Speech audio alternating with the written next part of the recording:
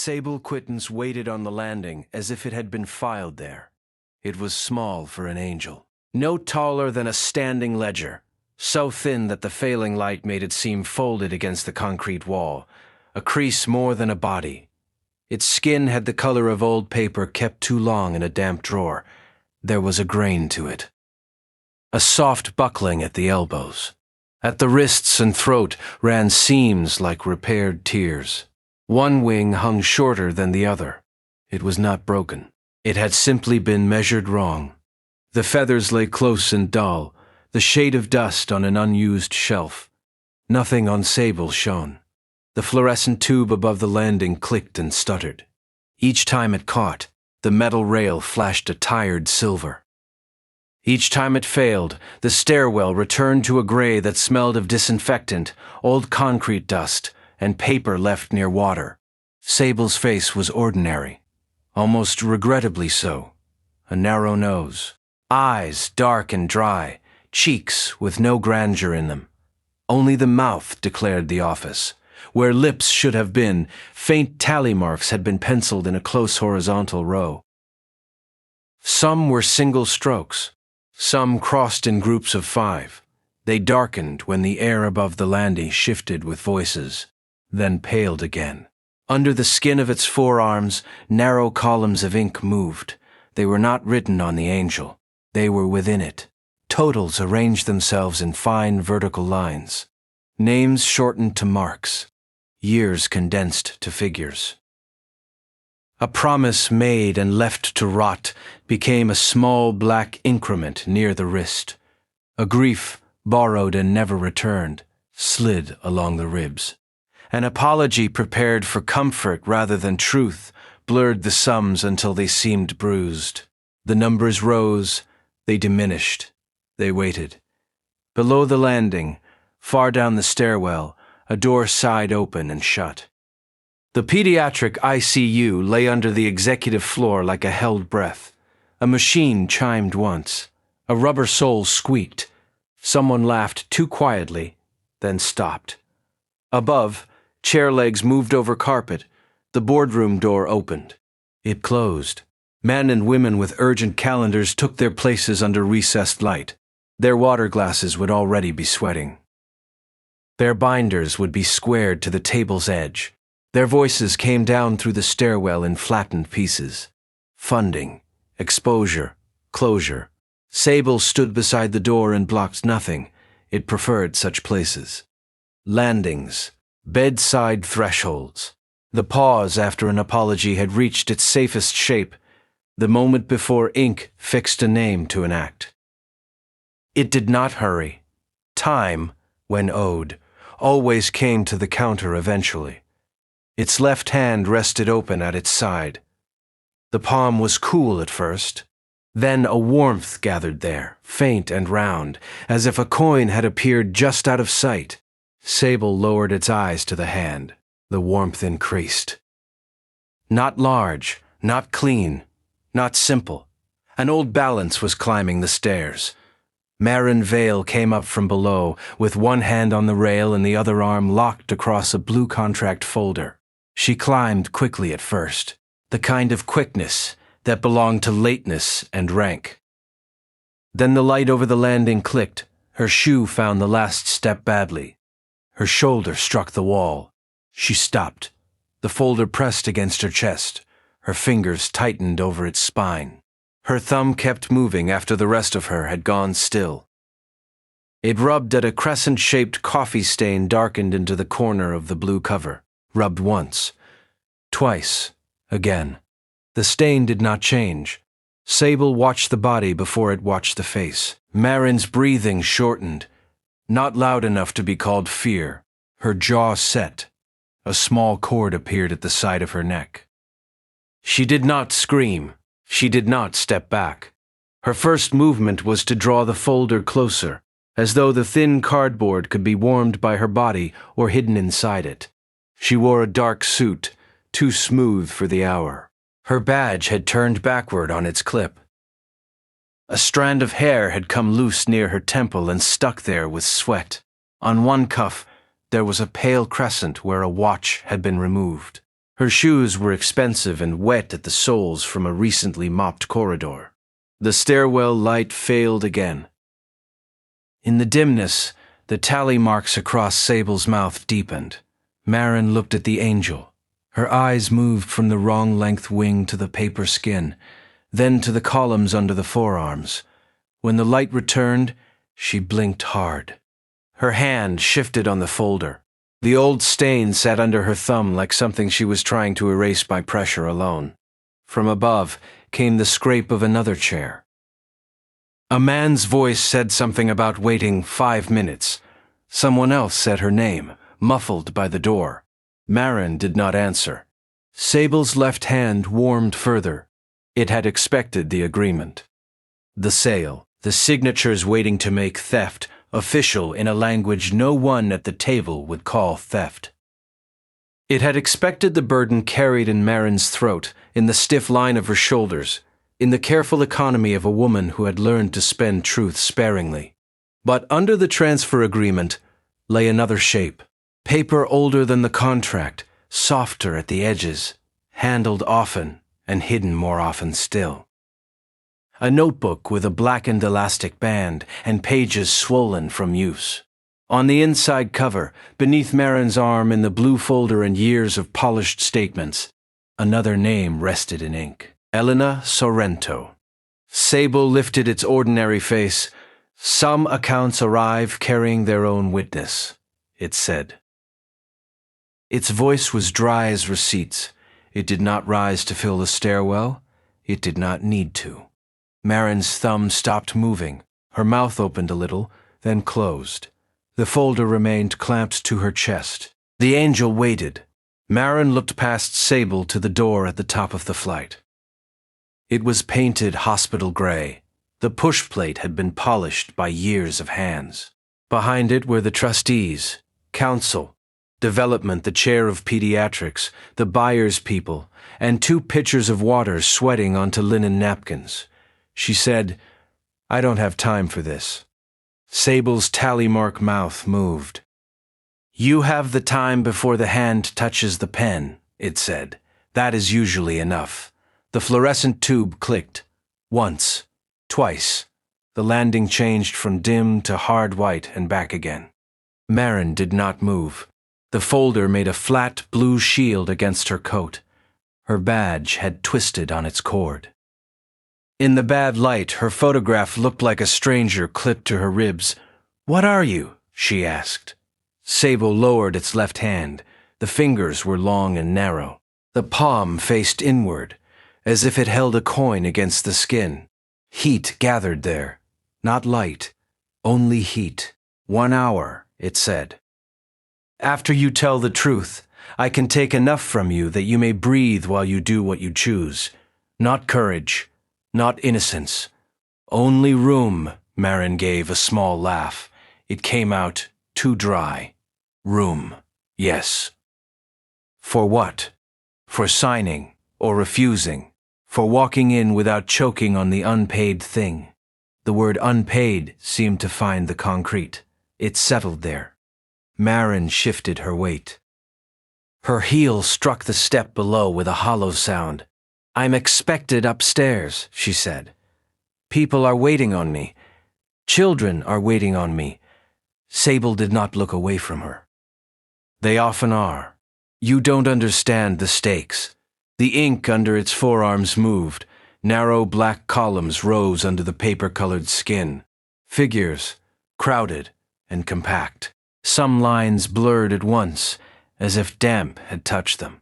"I understand stakes," Sable said. "I do not weigh them. I count what remains outstanding." Marin's face tightened. "There is a transfer agreement in this folder. If it is executed tonight, the endowment releases. 47 million in capital.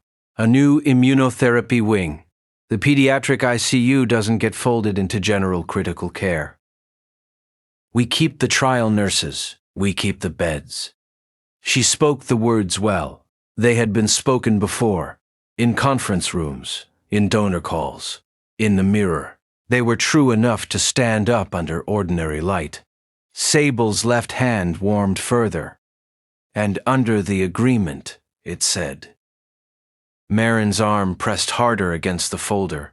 Proprietary rights, she said. Standard language. And under that. Her eyes flashed. You're in a stairwell, she said. You don't get to audit me. Sable's small head inclined. One wing shifted. The shorter one did not quite meet the angle of the other.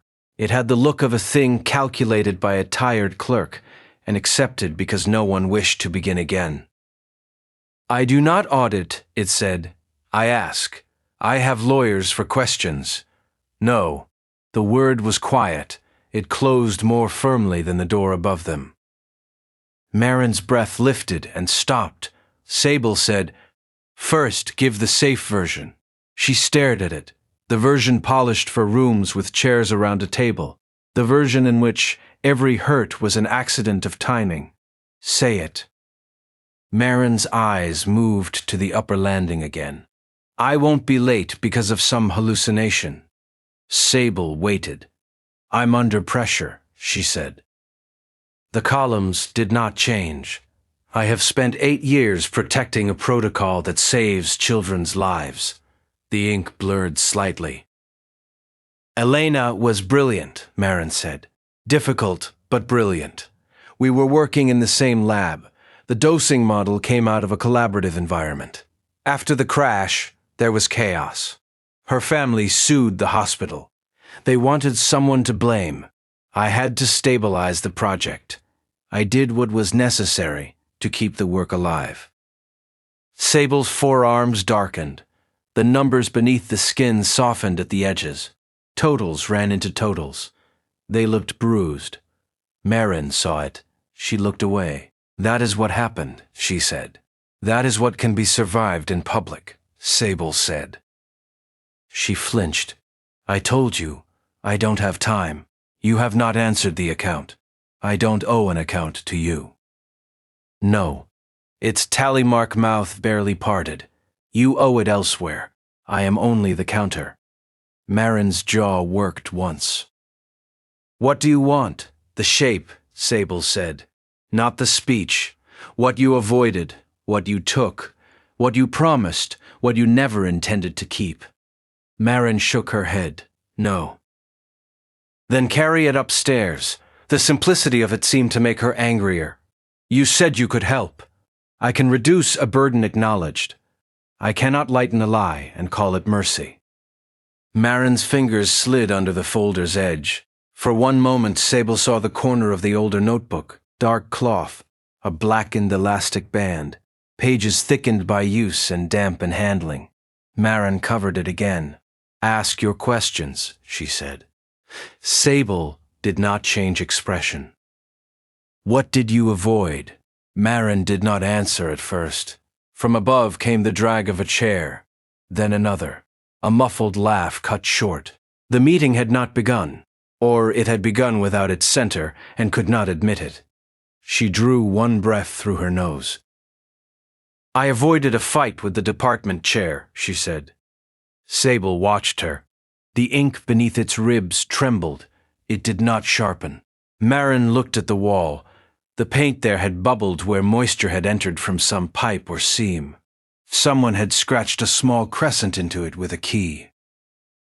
I avoided telling him Elena had written the core dosing sequence alone. A line appeared beneath Sable's left forearm. Thin, precise. It was not clean, but it held. Marin's mouth pressed shut. When did you know that? Sable asked. She made a small, impatient motion. We all knew she was ahead on that part. When did you know? The second sentence was not louder. It only removed the room in which to hide.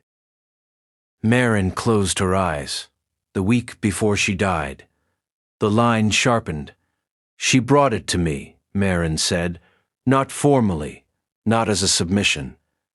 She was excited. She had corrected for the cytokine rebound. She had found a way to stagger the second dose by weight and inflammatory markers instead of the fixed window. Her voice changed when she said it. It warmed despite her. Then she heard the warmth and stopped. Sable's left hand remained closed.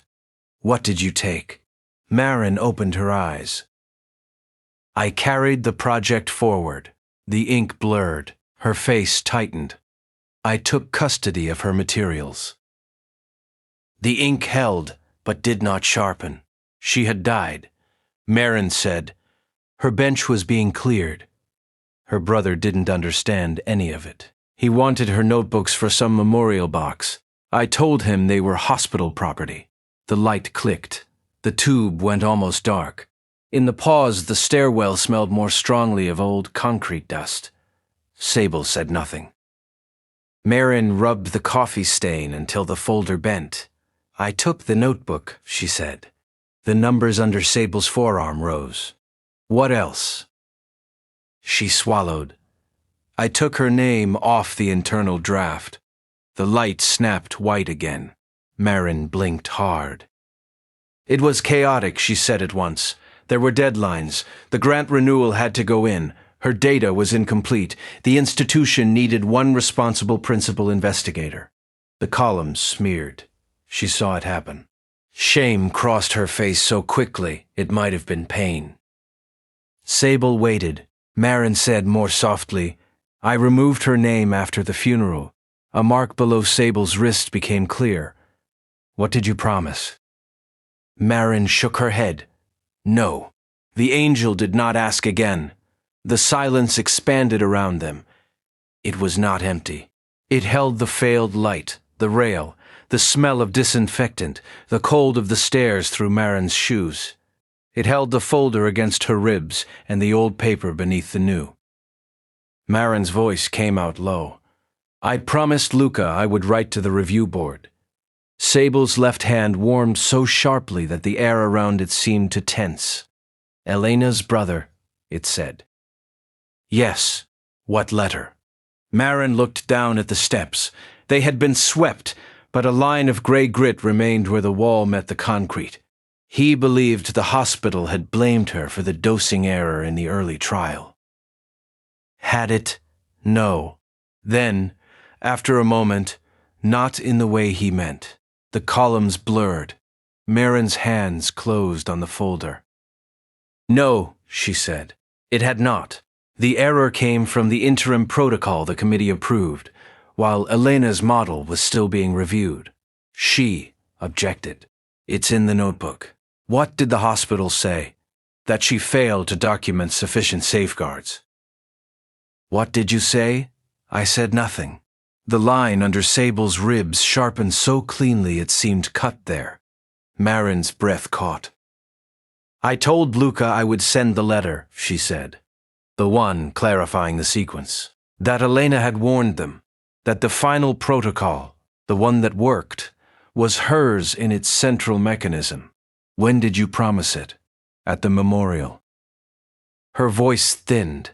He had her scarf in his hands. It was raining. He kept thanking me for standing by her work. He thought I had. Sable's mouth remained ordinary except for the penciled marks across it. They looked like small debts made visible. What did you never intend to keep? Marin's head lifted. I intended to write it. The ink waited.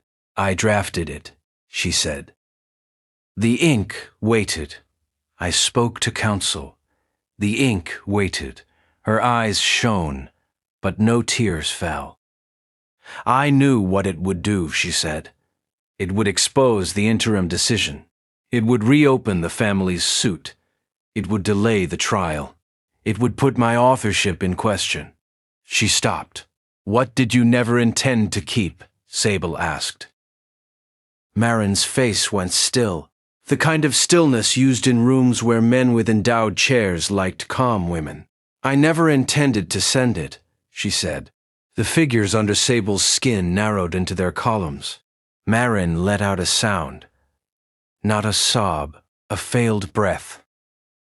Sable asked, What do you owe? She stared at it.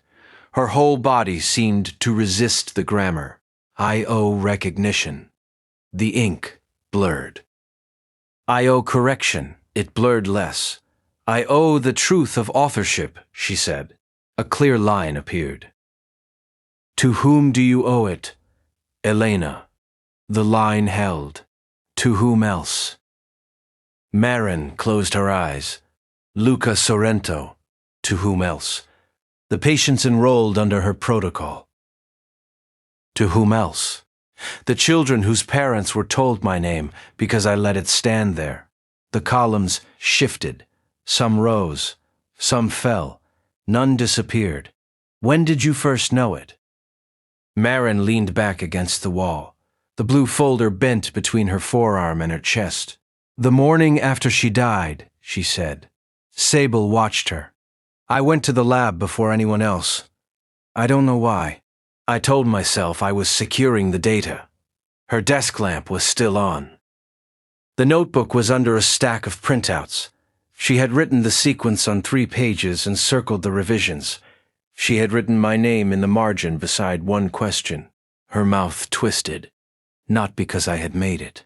Because she wanted to ask me if the chair would accept it. What did it cost the other person?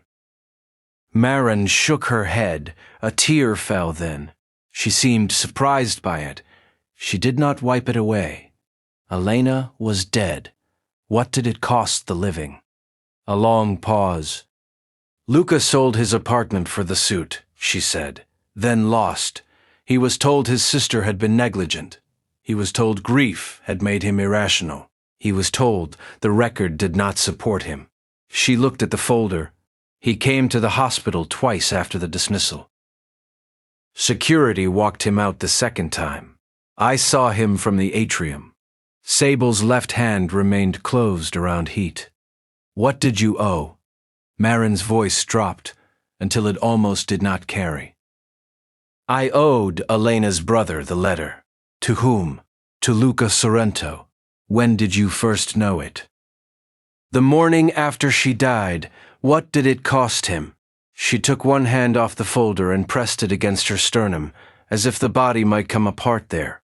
It cost him the suit, she said.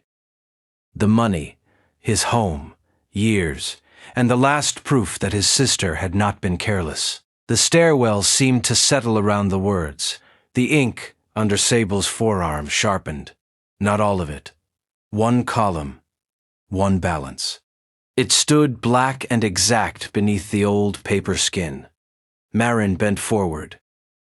For a moment, Sable thought she might be sick, but she only breathed, poorly, like someone learning the use of air after a long submersion. Then the door above opened. Light spilled down from the executive floor. It was brighter than the stairwell light, cleaner. It made the rail flash dull silver and showed the dust along the step edges. Marin turned her face away from it. Dr. Vale, a voice called. It was Patrice from development.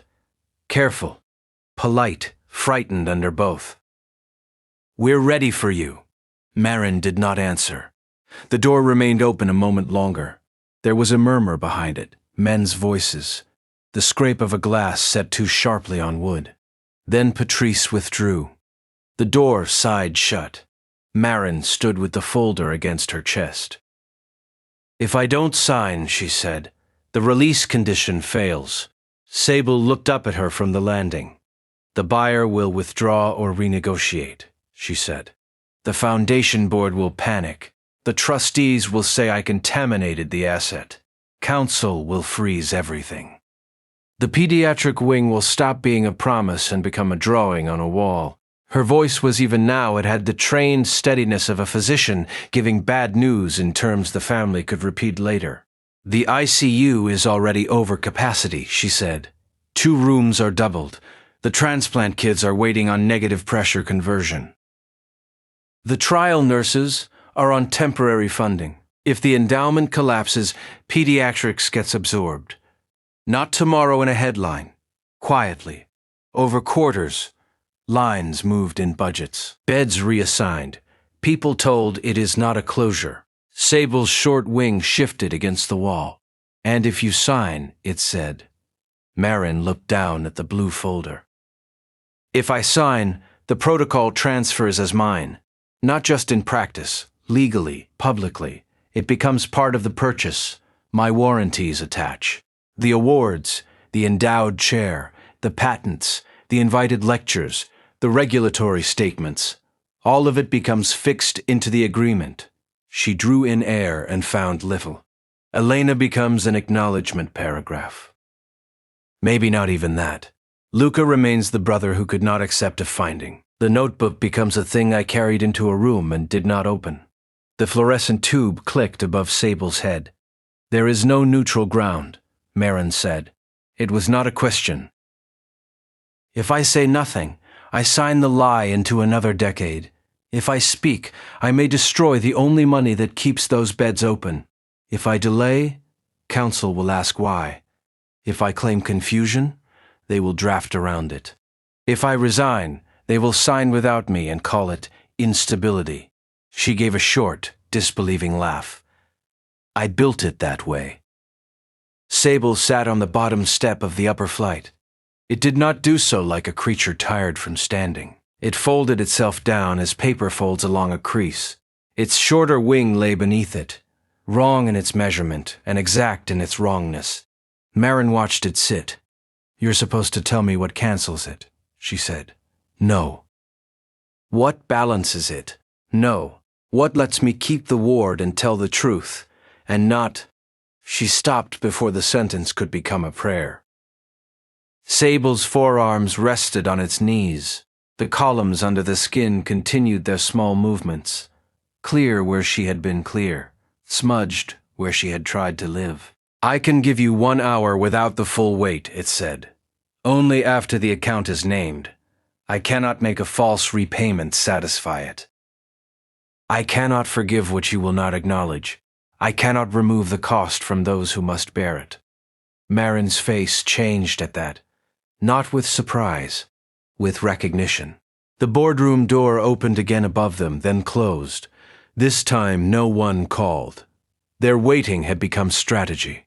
Marin lowered the folder from her chest. Slowly, the notebook dragged inside it.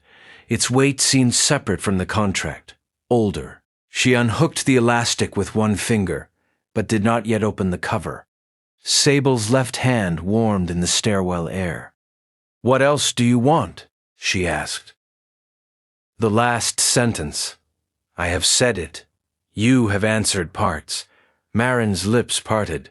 She looked suddenly younger and more exhausted than age could explain. Sable's penciled mouth moved once. One sentence, it said.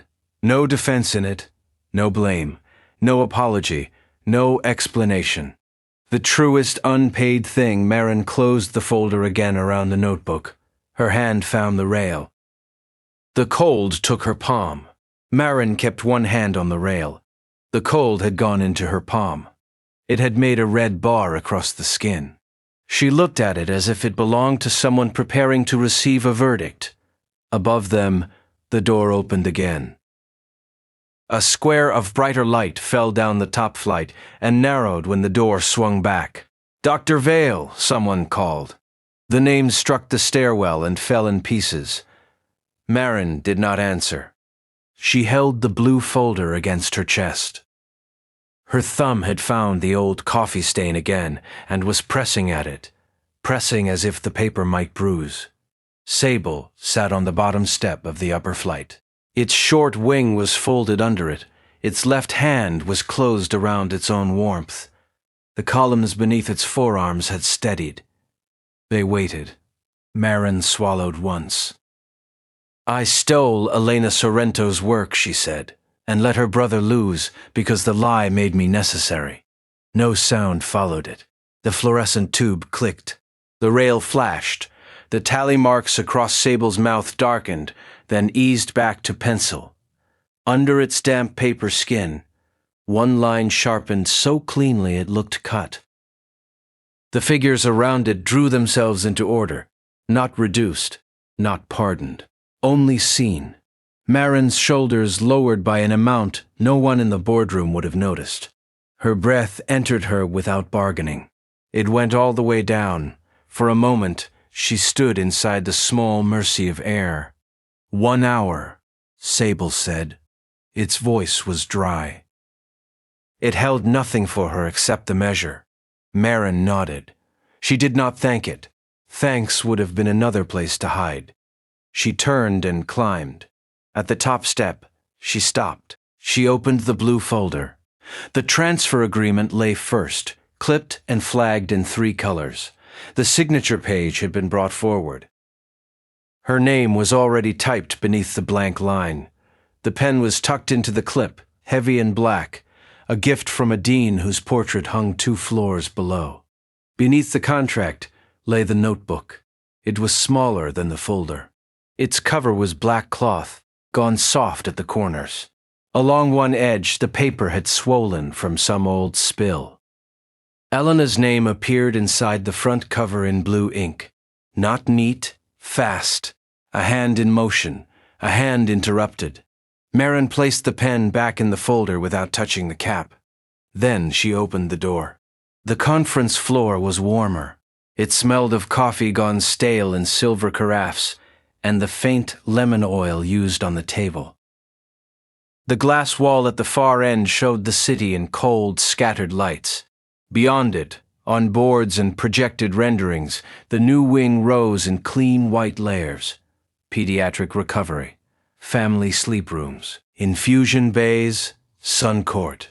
Inside the room, the trustees had stopped pretending not to wait.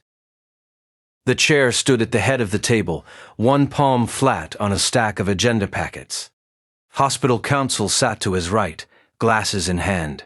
The donor representative was leaning back, face arranged into patience. The chief of pediatrics had not sat down again. She stood near the windows with her arms folded so tightly. The sleeves of her white coat had creased. Marin saw all of them. She also saw the empty place at the table where she had meant to sign. "I'm sorry," the chair said before she had spoken. "We were about to proceed to the amended language." His tone had the trained gentleness of a man guiding a room away from embarrassment. Marin walked to her chair. No one moved. The blue folder made a soft slap when she set it on the polished table. The sound was too small for the room. She opened it. Counsel leaned forward. "Dr. Vale," he said, "before we resume, I should remind everyone that the current draft—" Marin lifted the transfer agreement out first. The flags trembled where her fingers touched them. She placed the unsigned pages beside the folder. Not in front of her, beside it, the blank signature line faced up. Then she took out Elena Sorrento's notebook. It looked poor on the table, too used, too human. The polished wood reflected only a dark, uneven block. The donor representative's eyes went to it, then to counsel. "What is that?" the chair asked. Marin did not sit. She opened the notebook to the first page. The binding resisted, then gave. A faint crack sounded. On the page were dates, those figures, arrows, corrections in the margins. A sequence circled twice, a question mark. Elena's initials at the bottom, written as if there would always be another page after it. Marin turned the notebook so the first page faced the trustees. Her hand stayed on it 1 second longer than it needed to. The hour Sable had given her held. Her chest did not close. Her throat did not save her. "This is Elena Sorrento's original notebook," she said. Counsel put his glasses on. The chief of pediatrics lowered her arms. Marin pulled out her chair. The legs scraped the floor. She sat down before anyone invited her to, with the transfer agreement still unsigned at her right hand, and Elena's open notebook between herself and the room. Sable Quittance remained in the stairwell. It had no reason to follow. Its work did not require witnesses. It sat where Marin had left it, small as a misfiled account. One wing, uneven against the concrete. The fluorescent tube worried the air above it. Click. Light. Click. Gray, from the conference floor came silence first, then the chair's voice, low, contained. Using Marin's name as if it were an object that had become sharp, another voice cut across his. "Counsel." He asked for a recess. He asked that nothing further be said until privilege was clarified. He asked for the notebook not to be touched, A chair scraped back hard enough to strike the wall. Someone from pediatric swore. Not loudly. The word fell through the door seam and down the stairs with a kind of exhausted precision. Sable listened. Beneath the skin of its forearms, the columns shifted. One narrow line had cleared. It did not vanish. It became legible. Elena Sorrento. The brother. The letter. The morning after. The suit. The money. The proof. A promised wing. A ward budget already cut twice. Children sleeping under murals of animals painted to make illness less visible. Nurses taking extra shifts. Trustees with spouses. Donors with names to preserve. Lawyers entering billable increments into machines that would never smell disinfectant. The ink formed and reformed under Sable's ribs. Its left hand cooled by degrees. Above, the boardroom door opened. This time, no one called down. Footsteps crossed the corridor quickly. A phone began ringing and was silenced after one note. The door closed again. Sable rose. It placed one narrow hand on the rail. The metal did not warm under it. Its tally-mark mouth remained still. Its face kept the ordinary look that made people, when they saw it, search themselves for some mistake in perception before they searched themselves for anything else. Through the small wired glass window in the stairwell door, the conference room was visible in slices. Marin sat at the table. She had both hands flat beside the open notebook, not clasped, not pleading, flat. The transfer agreement lay to her right, with its signature line still blank. The chair stood behind his seat now. Counsel had one hand extended toward the notebook, but had not touched it. The donor representative was reading the first page upside down. Behind them, through the glass wall, the renderings of the unfinished pediatric wing still hung on their boards. The rooms were drawn full of light. The beds were made. The corridors were wide enough for parents to walk beside wheelchairs. In the center rendering, a sun court opened under a roof of impossible glass. No child occupied it. No wall had been built. The plans remained bright, expensive, and unchanged.